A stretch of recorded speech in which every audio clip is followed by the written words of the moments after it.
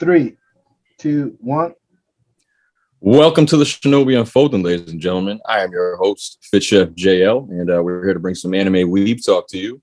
We got the professor. Hey guys, what's going on? I'm glad to be back again. We got an OMK. What's going on, everyone?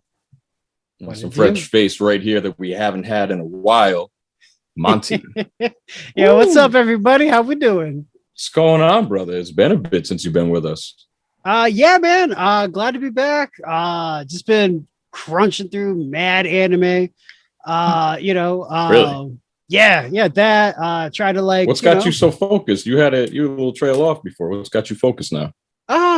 Dude, the season's just too goddamn good. This year is too good for anime. We had COVID literally condense on the whole release schedule of like so many good shows that like now it's too many options. Like I feel like there's gonna be all these good shows that are just gonna fall like into cult obscurity instead of like being like the it show of the year that it's supposed to be. Yeah, it's hard to really nail something down like that. It's quite a wide market, I would say. I don't want to say it's flooded, but it's different. There's a lot of options. I mean, for any genre, any type of personality may enjoy a certain anime. You could randomly click something and like something about it, or hate the hell out of it. You know what I mean? Yeah. Professor, what about you? What you been up to? I've been watching a lot of like, I guess not anime, but American shows. Like lately, just really been watching Castlevania. I think I mentioned that to you guys recently. The last and fourth final season came out, and there's this other show that I've been watching too in Crunchyroll. I don't know if you guys consider it an anime because it's a Crunchyroll original, but it kind of feels to me like an American show. Onyx Equinox. Yes, so good. Right. It's like only seen super the bloody first episode. Avatar. Yeah, So it's super kind of like Avatar vibes. It's all about like Aztec. It takes place like in the Aztec world, like way before.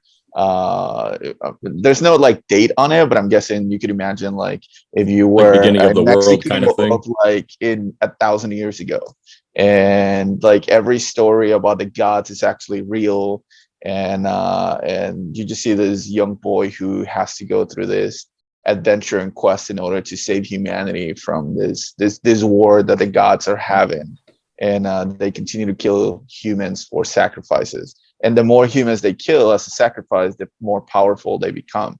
And there's no balance, right? So like if they sacrifice equally for every god, there's a balance. But once one of the gods gets really greedy and he only wants sacrifices for himself, then he becomes much more powerful. And then he starts to, destroy entire cities. Yeah. Sounds like what happens when you just let it all go to your head. Yeah. Those are like two shows that I've been watching. Again, I don't know if Onyx Equinox is considered like an anime or if it's more of why is it not considered anime? Is it like a CG style? What is it?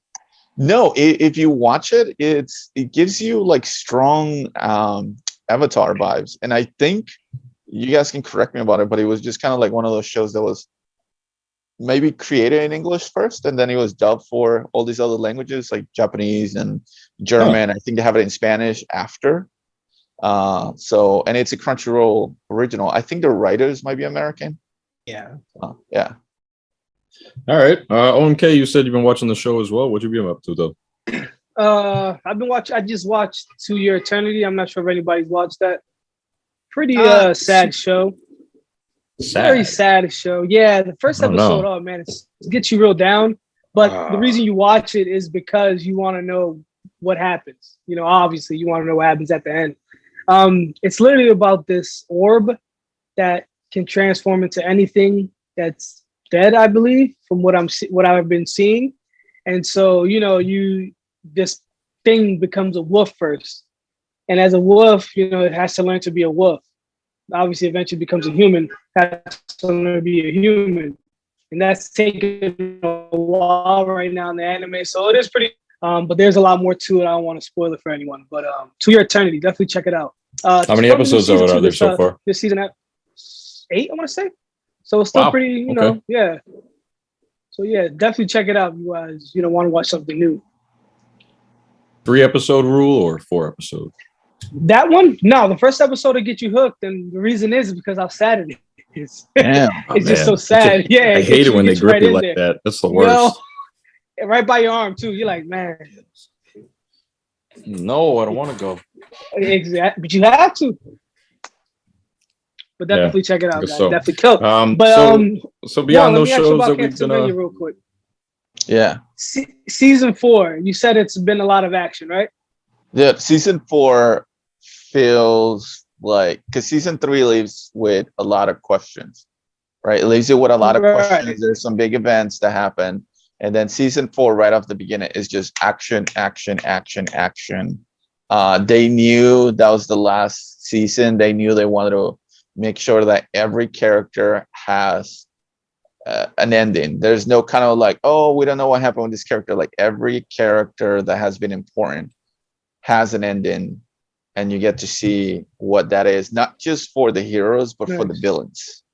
And they all like they learn some kind of lesson out of this thing. So there's a lot of character development. And as a show, like as any given show, like comparing it with other like big shows, right?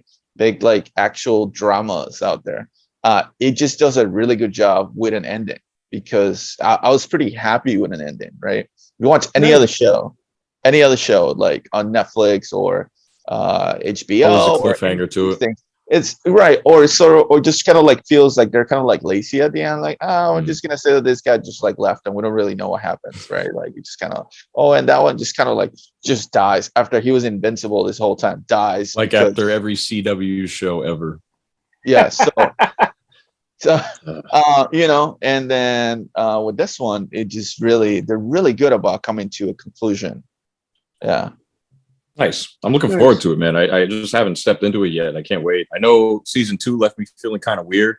Season 3 definitely redeemed itself in a lot of ways, especially towards the end. It picked up in like the last 4 episodes, and we got to see, them step up their animation again and wanting more. So here to have that happen in season 4, like you're saying, I'm really looking forward to it. Season 4 feels like they were like, here, grab all the money, and that what was the other show, the Greek god show?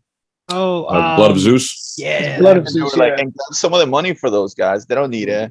It's like their first season because they don't really have an animation, budget, and they just grab everything and then we're like, just do whatever you want with it. There's one episode on season 4 that I told Scott that I was talking to Scott. I was like, I want to make sure you watch this because it gives like hardcore Berserk vibes. Nice. Like we want definitely got to check that out. Like, has a giant sword. And that's all I'm gonna say. But like the way that character ends up fighting is just like Berserk. Nice. So with that theme of Castlevania in mind, we got a few topics to go over tonight. But I just want to say, if you ever stolen a taxi cab in GTA before, and the passenger stays in the back seat, you know how I feel right now because I just got the reins on Jay's baby. So, I just wanted to make that reference real quick. I just actually want to ask you, man, what have you been watching? To say I've been watching anime, I got to say, besides rewatching JoJo's with my girl that I constantly mention, that's always a trip whenever we get a chance to. Yeah, she's still on part 3. To hear the announcement of a new one coming, I think at the end of this year, which is, pretty quick after the announcement. I feel like they usually do it like a year apart. But I'm looking forward to that. You get to see a female Joestar. That's all I'm going to say. I'm not going to go any further with it, but looking forward to that. As far as like anything else besides I won't mention One Piece. I've been cooking. I've been doing the personal training with a client of mine who's doing really well. That's been fun. Nice. Yeah, I've been doing a lot of diet changes myself, trying to do a body recomposition. So on top of that, the Twitch stream, trying to pay attention to anime when I can, but also supporting this channel at the same time.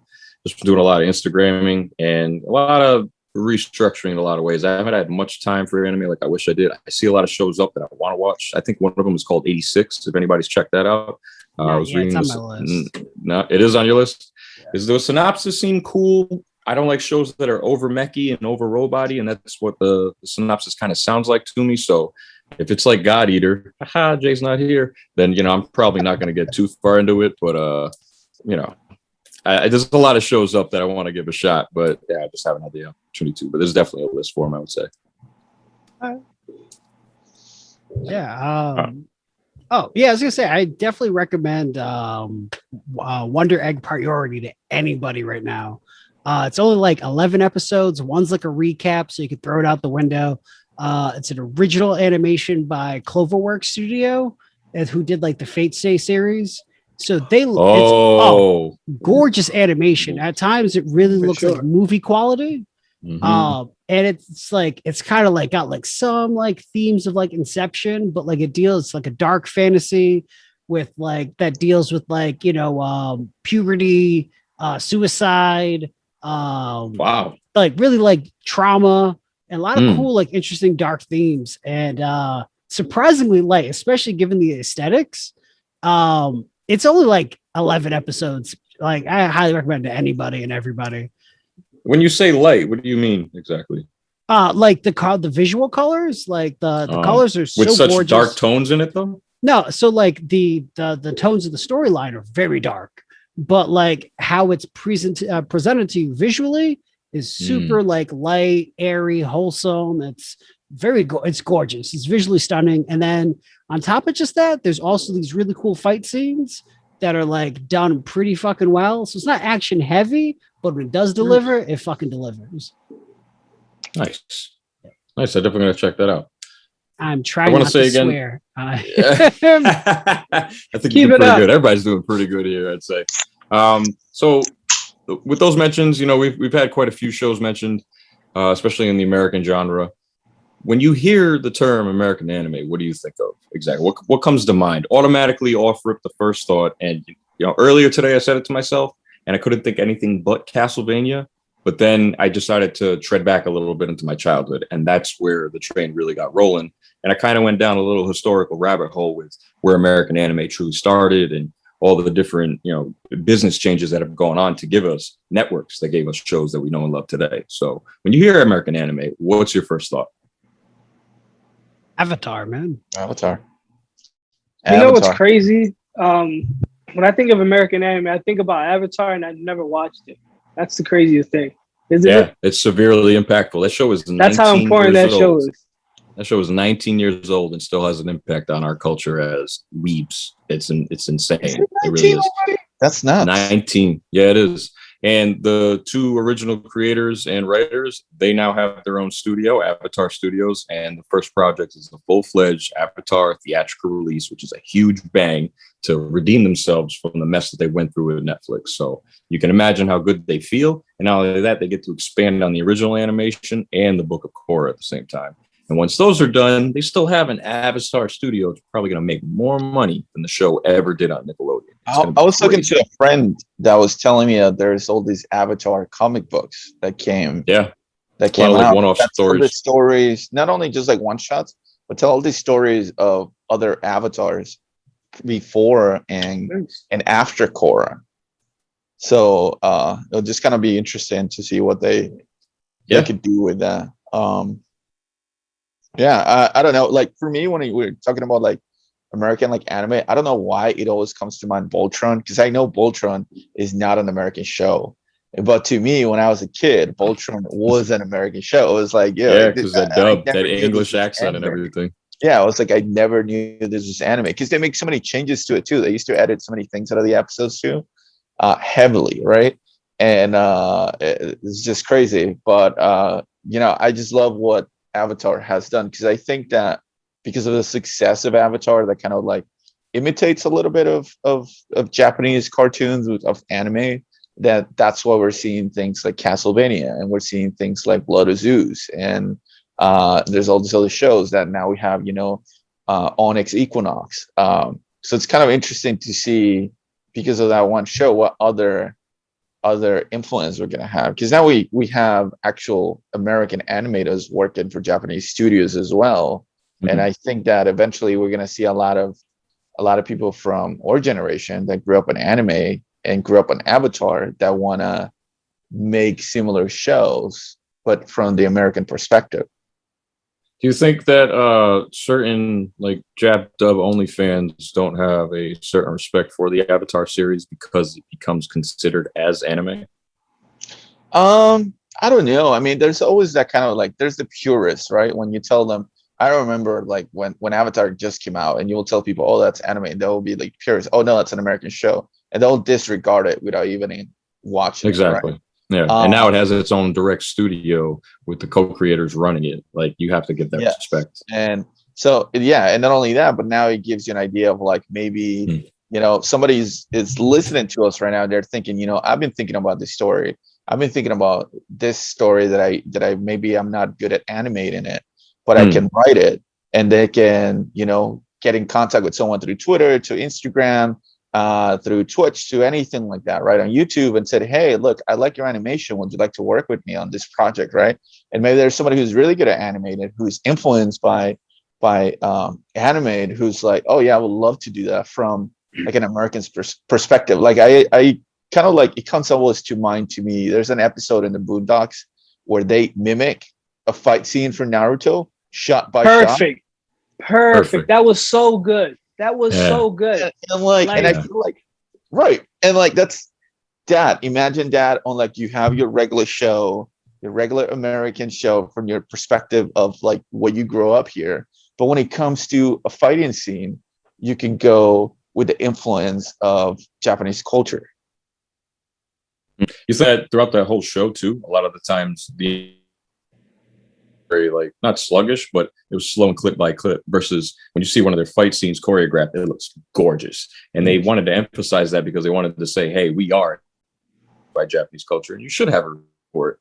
And shout out to David Banner for being one of the only rappers at the time to ever make a move like that early on, to jump on the train and help fund something that awesome. And with all the messages behind it, I think I forgot about Boondocks. That is probably a great, solid anime. So is that considered American anime?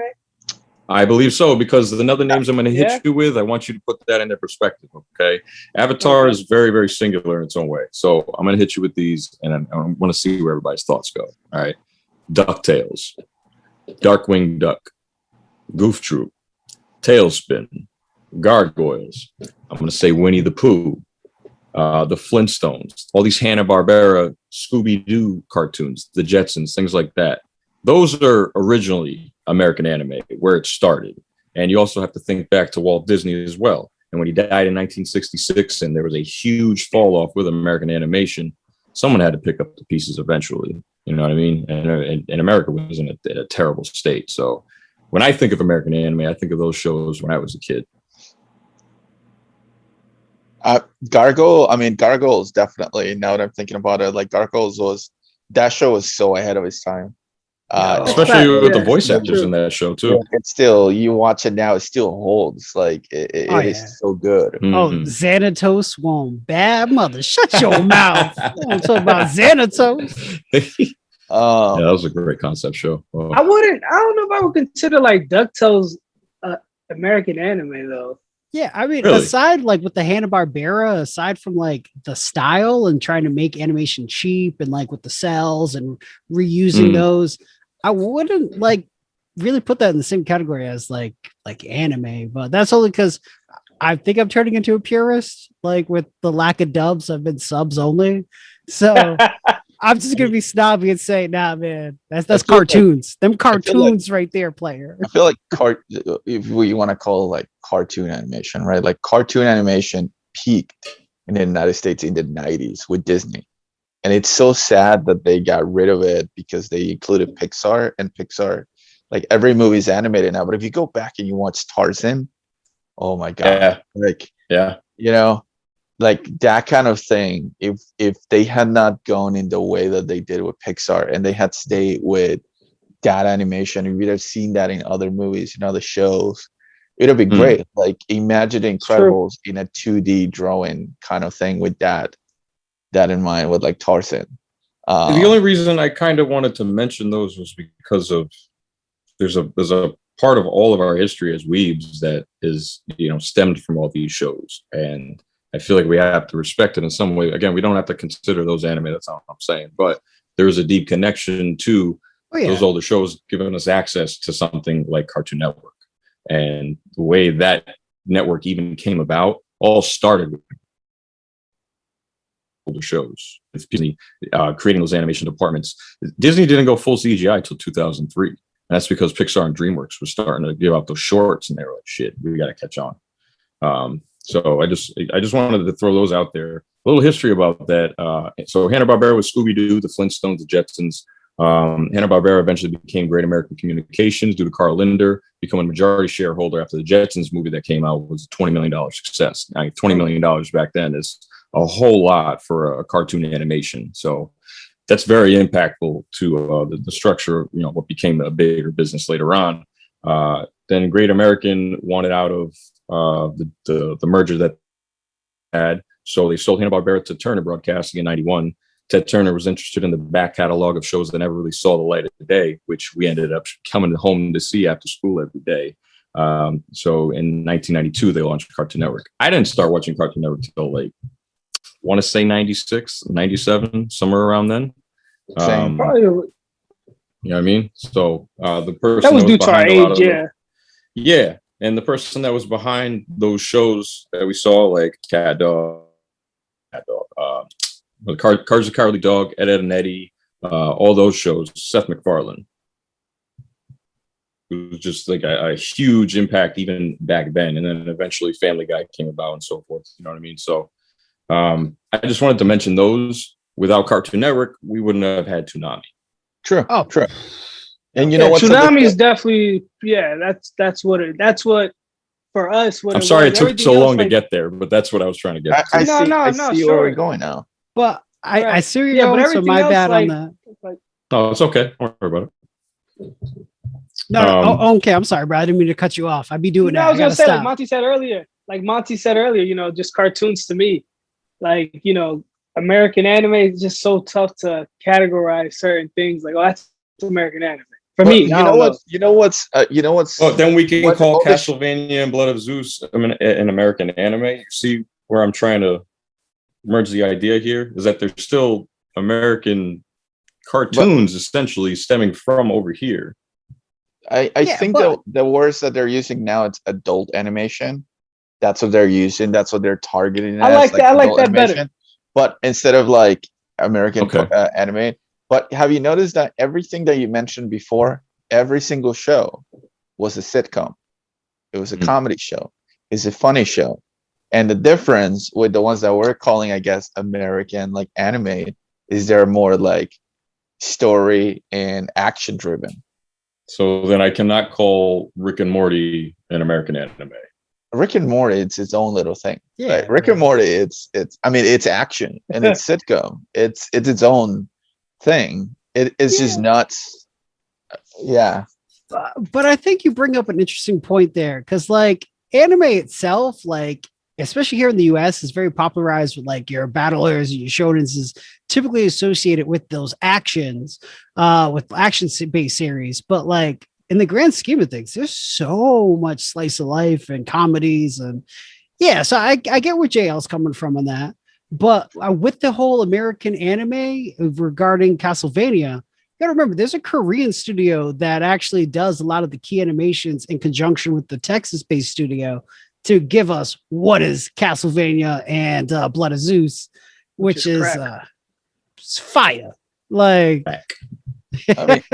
If you go back to the 90s and a lot of the Spider-Man animated show and the X-Men show, those were also I think it was a Korean animation company. I was working on them. Okay. Except for the last season of X-Men, they changed companies and you can see the quality drops. Yeah. The quality in animation and in writing. Yeah. And just an honorable mention. Oh yeah. Sorry. Go. No, go ahead. I know which one. I was thinking of when you guys were talking about American animes, as kids, would you consider Samurai Jack to be an anime? Right. Yo, think about it. Would you have to go into the detail of the studio, who actually was the folks that did the animation and everything, right? So yeah, you had Gendy Tartovsky, who's did Dexter's Laboratory. But one of the cool things about that show was one of the first American shows to stop doing the black outlines on characters, where it's just they would just be colors and shades and really more attention to detail with the animation, which I thought was pretty cool. Even the second part to that was gorgeous, and the fact that they brought it back years later. Oh man, that was a beautiful thing to see. I gotta watch that again. It was so good. Samurai Jack is a great point. I mean, how do you define that? Yeah, I don't know. It's this whole thing. It's beautiful, man. It's heavily influenced from the East, but still something like that almost has its own lane. I mean, how do you can't put that in any other niche, to be honest. And again, look at the network that it came from. Who gave that to us? I feel like there wouldn't be Samurai X without anime, and also like it would only be possible to make a show like that here, because even as much of like influenced by Japan, it is just equally as influenced by the American culture. Yeah, very true. Yeah, and So the target audience was American culture first too. Yeah. I read up. You know what show was heavily supposedly influenced by anime, which makes so much sense now? Just original Teen Titans, the whole action and everything. You know, I mean, like you had the whole, you know, the Akira bike slide and all that. So you know, you get that everywhere. You know, you get that everywhere. That's how important anime is, right? But like a show like that, that's just a great cartoon, right? It's like, I don't think I consider it American anime, but it's I wouldn't consider it American anime because actually no, I can't even say that, because I was going to mention also like the Justice League Unlimited, all the Marvel TV shows that have happened. A lot of those, when they appear like on the Disney Channel and Nickelodeon, I would call those cartoons. You know and then you have Invincible, who they consider American anime right off the rip, right? Ooh, yes. Right off the rip, everyone's like, "Yo, that's American anime." Yes. Why? Because of all the killing? Yeah. Like, don't get me wrong, Omni-Man has one of the best anime speeches of all time. He's an anime dad, though, isn't he? No. He's an anime dad. Oh, he is all day. He's just up there with Baki. He's dad. up there with Goku. Absolutely, all day. My God. Has everybody finished Invincible? Yes. So good. Yes. It's short too. Yeah, so it's definitely something that's. Wow. Wait, did you say it's short? No, the episode wise, they're 40 minutes long, but you get a lot of, you get a lot out of it. That's the best part. You know, you get a lot. There were some heavily criticized episodes because that show started with such a good pace, and they felt like it lost steam at some point because they were trying to do character development, but also some episodes, even though there was the action pieces, not everybody felt like they were giving us the meat and potatoes of what we wanted from the show. We wanted to see the character grow into his name. He's getting his butt kicked, but he's not invincible. You know what I mean? Like it's a play off of it, and I feel like maybe I'm wrong. I haven't read the source material. I have a friend who has, and I mean maybe it's like that a little bit in the writing. You know, he could grow a little bit quicker. I remember when Battle Beast came onto the episode and really put that kid in his place. I was like, okay, all right, hold on. The kid's invincible. Not really. Just got hammered literally in the chest repeatedly. Gets put out of commission, recovers eventually, obviously, because of his powers. But who is this Battle Beast? Why is he so strong? And if Omni-Man is just as powerful, then, you know, what else is out there? And is this kid just going to get creamed in every episode? Because that's all that happened the first season. Yeah, it's like One Punch Man, but it's invincible as a joke, bro. Like it is hilarious. Like he gets kicked in every episode. So the whole thing is an oxymoron. That's 17 years old. Out of his dad's like what, like 1,000 years old. He's like, yeah, he's nasty because he's got 1,000 years of experience. Yeah. But I think the one issue that I have with that show, and it was, maybe we'll see it later with the writing, but it's the scale of how strong people are, right? Because like you said, Battlestar or Beastar, whatever his name is, kills everybody, right? But then he's like, oh, there's nobody strong enough here, and he leaves, and like, I guess he's just looking for a challenge. He's kind of like Saitama, right? He's looking for somebody that he can fight and he can enjoy the fight. And I'm pretty positive that him and Omni-Man go at it. Oh, I'm sure. I've seen some other stuff in there, like kind of like spoil myself about like future stuff because it's so good. But my issue was that like in the next, I think it's the next episode is where he fights that guy that gets turned into like a robot. And then he Oh, struggles just as much with that one. And I'm like, well, was that supposed to be stronger than the other thing, or this kid just sucks, right? It is true. It does give you right when that happened, it was like they just, capped him right then and there. It was like, he can't even beat this robot, and he's going to struggle to do it. Like, but then they use those robots to fight against Omni-Man, and Omni-Man seems to struggle a little bit. I'm like, so were those supposed to be a big threat? Because he didn't feel like a big threat at the beginning. So that's kind of like my issue, It's my issue. Yeah, here's this guy flying around, knocking out populations on other planets where you had a couple robots could hold him back. Kind of odd. Maybe at the pace of the way the show works, I think we're mapped in a way when it comes to superhero cartoons like this, at least the format of things and how we're used to them playing out, that it is so off skew that, we just can't help but just question it all the way. And I think we still have to respect it in a way because it came out of nowhere.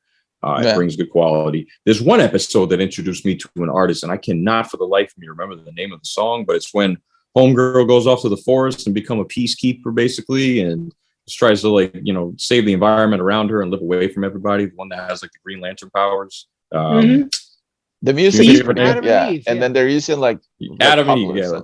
Yeah. There's a lot of, like, things that this show has brought in culturally because of our culture nowadays, I feel like. When it comes to things like, the way our social society is now, the music that they bring in, it just felt very on point and in time, even though the source material is like 10 years old or older. It's not a new thing. It's been around for a long time. Sure. And Kirkman finally got it animated now, and they're still keeping up with the current days. I'm sure it was different in the writing. So if you go back and read it, it might be a little bit different. Yeah. The one thing that I had a little trouble in the first couple episodes was, because we've so spoiled with anime, is like definitely with the voice acting and the animation being as crisp and as clean and as close to the comic book as possible.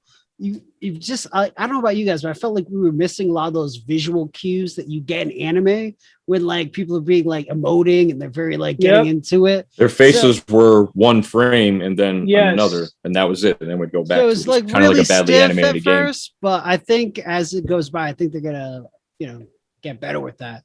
But I think it's a lot of, like, the type of costumes that they have too, right? Like, we get also spoiled a little bit. Like, if you ever watched, like, the Spider-Man cartoon, like, his eyes move even though it's a mask, it's not supposed to, right? So you get some emotion out of it. It's like when you watch a live action movie with somebody playing Batman and he's got the mask and you can't really see any emotion through the eyes. Right. No, especially with the mask the way it is, it's just like almost like a bug eye setup, which it looks cool for what it is. But you're right, functionality wise, it's like Batman trying to turn his head, like it just doesn't work. Yeah, and it's just with that animation, that's how they left it, and there's no emotion. Monty, that's a very, very good point. I didn't notice that until you said that, and now I'm thinking about it. Yeah, that's a very good point indeed. You said the Spider-Man shows. Geez, didn't even think about those either. Those are probably like the one good Marvel property for cartoons. Yeah. That's why it's got so many reboots, because people always watch them. Remember those MTV, 3D/2D awful animation Spider-Man show? Yeah. No, you meant like the clips in between, like when he's going through New York City and the No. There was like a 2002 Spider-Man show that they used to show on MTV. I don't know why. Oh, I actually didn't mind that one with Neil Patrick Harris doing the voiceover work. I don't even remember. Did voices for Spider-Man? Really? Yeah, it was like on MTV back in like 2002, like right around like the Maguire movies. And then with the Ultimate Spider-Man, they had the guy from Drake and Josh voice. Drake Bell. Drake Bell was the guy that voiced Spider-Man. You give anybody a shot at a hero nowadays, huh? Sheesh. Well, he was like the biggest. He was like the biggest star at the point. So that's what they gave it to. Wow. Him. Oh, okay. So it was like, let's just take him in. Shout out to the voice crew of Invincible, because they brought in some big names. I think that's what really hooked me in more. It was like, all of a sudden I hear Rick and whoever else on the voice acting, and I was like, no, wait, Seth Rogen too? What? Like, who else is in this? That blew my mind, and I had to like correct myself real quick. I'm like, that is him, bro. Yeah, that's him. Probably sounds like him without a beard. I love the guy from the guy from The League, the actor from The League. Montey knows what I'm talking about. Yes, the guy who plays Rafa. Yes. Yes. That is my favorite character. I think there was like one His episode that he's Rex not in the show explosion. at all, and I'm like, this is all I want to watch. I just want to watch him. That's all I want to. Yeah, he really is like the perfect voice for that. He's like, yeah, man, I replace all these bottles, all these computers with fridges of beer. Like, So we're gonna move on from that real quick. We got another topic to bring up, and I want someone to try and bring to light really what this is all about. The new Crunchyroll news about the dubs coming over to the whole app or the whole network or something like that. What's up with this?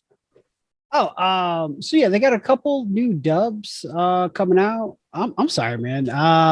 Yeah, go ahead. Okay, look, you about to say something, man. No, I was not. Oh, all right, my bad. I'm like, You were doing Yeah, this that's to your fucking- glasses, and I was like, actually, like they're gonna shine. yeah, I was gonna do the anime shine, bro.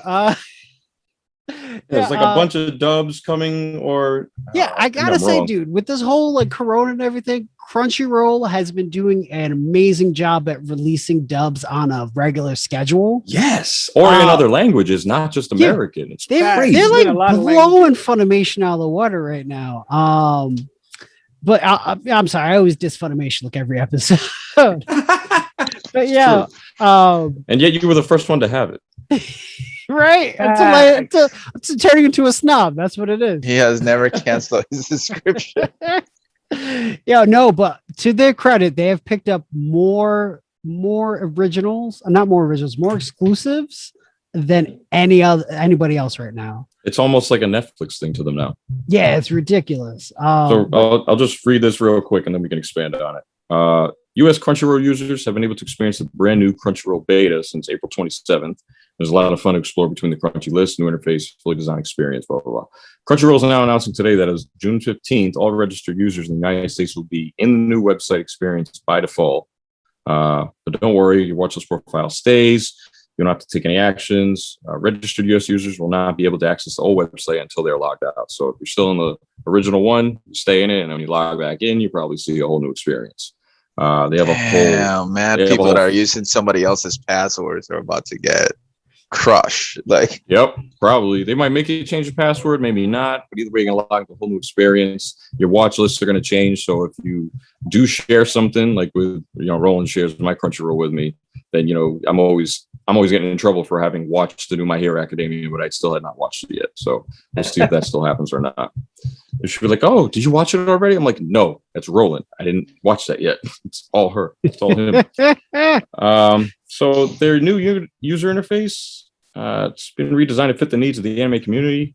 So you get to. I think Montey was Yeah, was it was- telling us that Yeah. about that. Pretty cool Yeah. that like Go now ahead. there's recommendations based on what you've already watched, which I mean, especially now with like more anime out than ever before.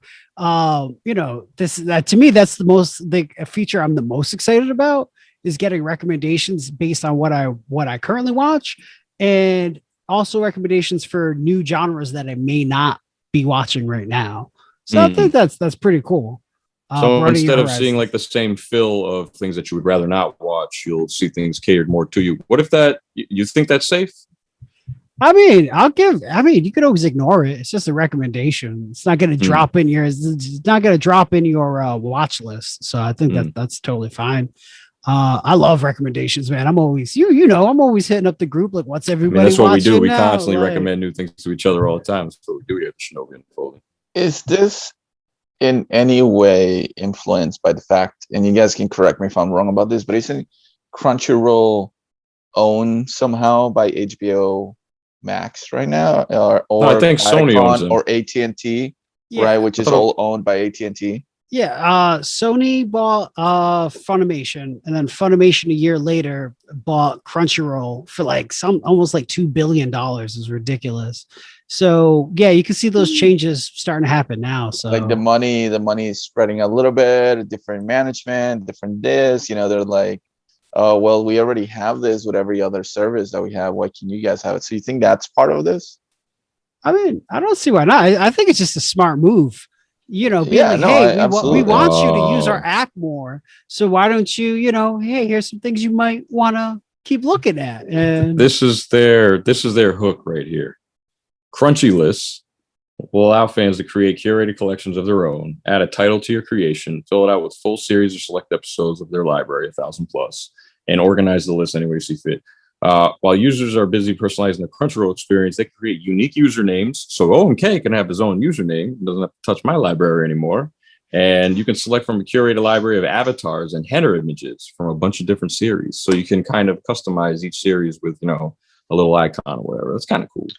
Speaking about news real quick, Tokyo Avengers does get a dub, and also the manga's final arc is coming in June.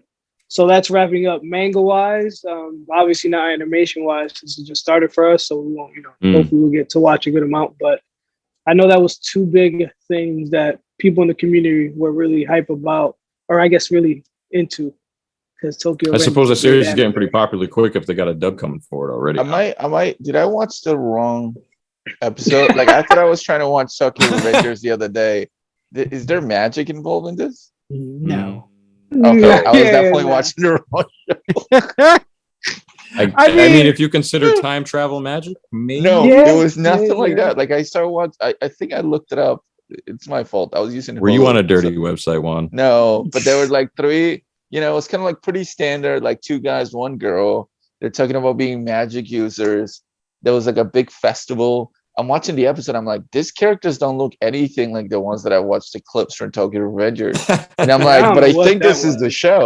Juan, they throw hands in Tokyo Avengers. It's not they were throwing missiles from like some magic thing. Like, dude, it was really weird. And I'm like, I finished the episode, and I was like, is this the right show? Like, I don't think I'm watching the right show. Wrong show, dog. I think I typed like Tokyo something, and I saw like Tokyo Ghoul came out first, and whatever the second choice was, that's what I clicked on. Yeah, I just whatever that was, don't watch it. The girls never came. Oh man, that's that could have went all wrong. Damn, so I'm really back. I don't know where you went. Man. You might want to check your history or something and see what website you don't was watch on. Hulu anymore. Hulu has the weirdest selection. Can anyone buy me on that? I feel like it's so odd. But I mean, it's weird, but it's like I think the third largest library, because like they piggyback off of Funimation. Would you go to Hulu to find an American anime? No, that's what I guess that's what Netflix is for, right? Yeah. I'm more of Netflix is kind of the king right now. So Crunchyroll bringing the dubs. Do we think Netflix is just going to continue to bring us the best American anime that we consider American anime now? No other platform. I guess, yeah. Yeah, but then also they do a really good job of picking up like these exclusive contracts with other studios, like Science Sun Saru with like Asawaki. Can't even speak right now. But Masaki Yuasa. You know, so like, you know, what was that? Devilman Crybaby, Japan Sings. Oh yeah. The Great Pretender was, I think, Didn't also Science Sun Saru. Ultraman? Am I wrong about that? Different studio, but yeah, different studio, yeah. So they're crushing on both fronts. I think they have a smaller list, but it's very well curated. I think the fact that they hold certain animes that are still on Crunchyroll as well, and in both languages, it's a good deal for them to have, because, you know, it gives certain people on Netflix that don't have Crunchyroll and vice versa the same option. I saw Netflix is your gateway drug for anime for kids now. That's a way, because it has everything else under the sun for everybody. And actually, I was talking to a friend of mine today who was completely unsure about what anime was. And to try and break that down in 10 minutes is kind of difficult. So to have to lean back on what we consider American anime or a cartoon, I had to say what I had to say. No disrespect to the culture. You know what I mean? With that being said, let everybody here, I want you guys to provide a anime that you want to recommend to the viewers, and something that you would like them to watch. Could be anything that's ongoing, could be from the past. The mic is yours. I'll go ahead and go To the Eternity. Definitely, guys, check it out if you get a chance. You don't even need to give the 3-2 anime rule, just the first one to get you hooked. Like I said, because once again, you're gonna be sad as hell. So definitely tune in. Definitely tune in. I was expecting something completely different, and you hit him with the feels like you're gonna be sad as hell. Okay, it's like, are you having a good time? watch this. Not anymore. Perfect. It's like the doctor just gave you the worst news ever. Like, oh, all right. It's like, I just want to see if I can still feel anything anymore. That is the anime. Check it out. Monty, how about you? I mean, with Tokyo Revengers being so hot right now, I definitely have to throw down Erased. I feel like Erased kind of gives you those same vibes. It's one we've talked about a lot in the past. Definitely, yeah. Classic. 10 out of 10. Oh, You're yeah. actually the one that recommended me Erased, and I enjoyed it. That was all Senpai, man. Senpai was like, "Yo, get on it," and then it's well, you had said it first, and then he backed you up, and I was like, okay, all right, fine. And then every year, I love it, man. This is why we do these recommendations, man. I love this community, man. This is a wonderful fucking community. I think that was the anime that also told you that I was giving certain things a better shot, and you were like, "Oh, I'm proud of you." And I was like, "Yeah, I'm trying." A little slice of life kind of flow to it. So, Professor. I mean, you guys heard me talk about Castlevania over and over. I know season 2 is kind of slow. Maybe as far as like slow. animation, if you compare it to anime, you're like, it's not really there. But season 4 is worth it if you want to watch it, if you want to finish it, just as a show that has a great ending for most of the characters, and he solves all the questions that you had from the show. And then as far as like anime, again, I'll mention it, Onyx Equinox. It's on Crunchyroll. It's a Crunchyroll exclusive. Yeah, tell me more about this. It is so dope. Like you see, there's like this spirit. Like it's kind of like a guide. Like it's your guide spirit that is helping this the main hero of the story, which is the most unlikely guy that will be the hero. It's like this young kid, super skinny. He's a crybaby. He doesn't want to do anything, but he needs to save everybody.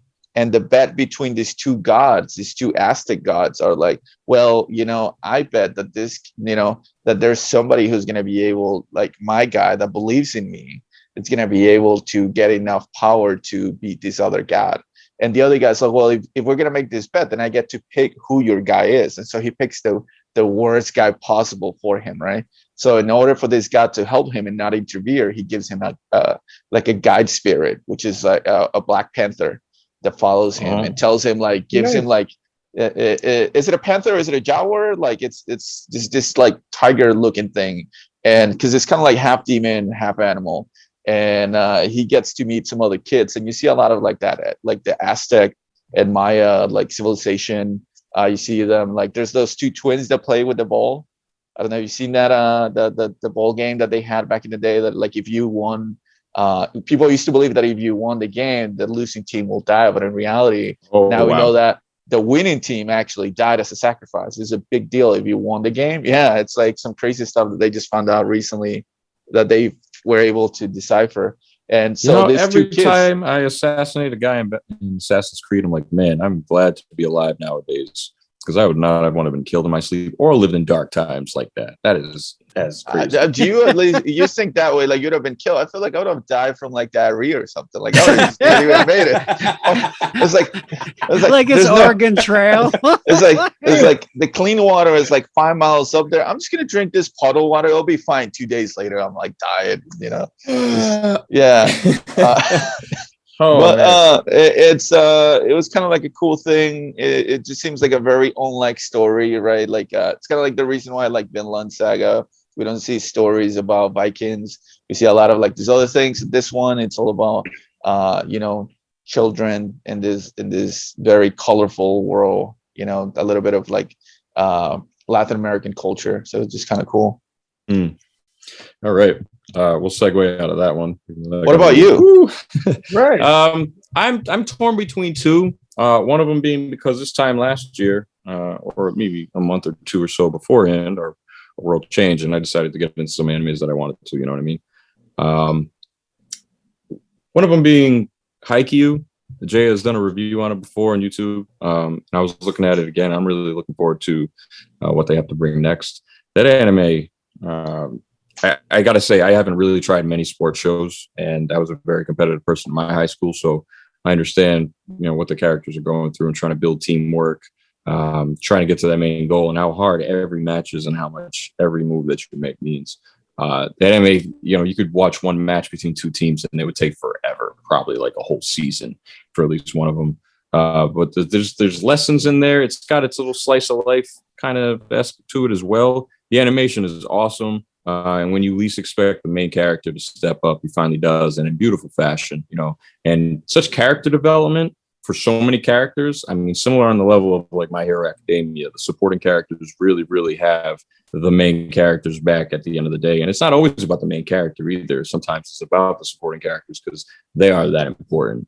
I forget how many seasons it's into it right now, but if you haven't jumped into it, you should, especially if you have the time and you haven't thought about jumping into anything else. I would highly, highly recommend it. It's kid friendly too. It's not really a violent show. There isn't really any dark tones besides teamwork or what losing is actually about and how to get back up on your horse. Essentially, one of my top favorite shows. That, and I was going to mention Food Wars, but I don't want to go too deep into it. So that's it. Has anybody else besides me here watched Food Wars? I watch clips here and there, but I haven't. I like the first season. Yeah. Man, it gets to a point where you definitely have to read the manga instead. They cut it up kind of like Darwin's Game style. Oh wow! But yeah, it's kind of unfortunate. The first season starts off young chef about to come up. Daddy leaves him. That's another horrible dad. I've never even brought up his dad. He is a terrible dad, and it sounds exactly like what a hardworking master chef would be like. He would leave his son to go cook for somebody rich up in a hotel, and that's exactly what he does. Terrible. He dipped. Typical anime dad. I mean, mommy's not around. You gotta make that money. Like, all right. He says, Soma, here's a couple pans. The restaurant's yours. Woo! And he's out. That was wild. But hey, those are our anime recommendations, guys. Thanks for hanging around. Hopefully, I didn't butcher everything as the host tonight. It's good to see everybody else back. Monty, especially. Welcome back, brother. Hey, good to see you guys. Definitely. And you did a great job, man. Oh, thanks. Definitely follow us on all the social medias. You already know. Absolutely. Instagrams, YouTube, like, follow, hit us up. You already know. Like, follow, subscribe, YouTube, Instagram, Facebook. It's the Shinobi Unfold, and you can find us on all audio platforms. And you know where to find us. We're pretty friendly faces. Ladies and gentlemen, thank you for tuning in, listening, or watching on the YouTube. Again, like and subscribe, and we will see you next time. Peace. Peace.